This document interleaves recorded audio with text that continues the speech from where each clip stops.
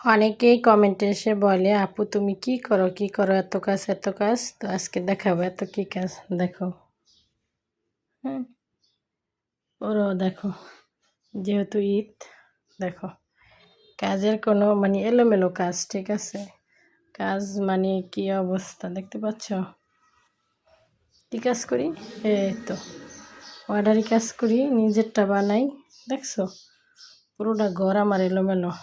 এটি মানে মাত্র উঠলাম, 2 সেট জামা বানাইলাম, তারপর নাতিনের জন্য একটা সুন্দর লেহেঙ্গা বানাইছি, তোমাদের সাথে শেয়ার করব। চলো, এই যে দেখো, ঘর দুয়ার তো আগে গুছাইতে হয়, তারপরে এই যে আমার বিভিন্ন অন্য ধরনের কাজ থাকে, সে কাজ করতে।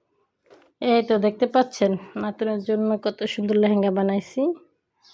আমরা সব টাইমে কিন্তু এরকম বানাই সুন্দর সুন্দর করে। হ্যাঁ, ভিডিওটা কে কোথা থেকে দেখছেন অবশ্যই জানাবেন কেমন হয়েছে। অনেক আপুরে কমেন্ট করে কাজ কাজ করি, যে কি কাজ করেন এত।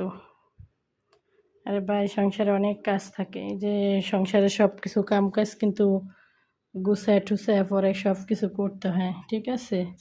শুধু এটা নিয়ে মেশিন নিয়ে বসে থাকি না। ফার্স্ট অফ অল দেখেন, একদম সকাল সকাল কিন্তু একদম পুরো ঘরটা রেডি করতে হয় আগে। হ্যাঁ, পুরো ঘর কিন্তু একদম রান্নাঘর সহকারে পুরোটাই কিন্তু ক্লিন করে তারপর কাজে বসে আমি। কারণ কি, হঠাৎ কিন্তু আমার ঘরে মানুষ চলে আসে, তখন দেখা যায় কি একদম খুবই বাজে অবস্থা দেখা যায়। যাই হোক, যখন তখন আমার ঘরে মানুষ চলে আসে, তার জন্য কিন্তু যেহেতু আমি কাজ করি, তার জন্য আমি সব কিছু একদম গুছায় পটিপাটি করে রাখা তারপর কাজে বসি। তো কেমন হয়েছে নাতিনের লেহেঙ্গা অবশ্যই জানাবেন। আমি কিন্তু অর্ডারই কাজ করি, তার জন্য অনেক মানুষ আসে।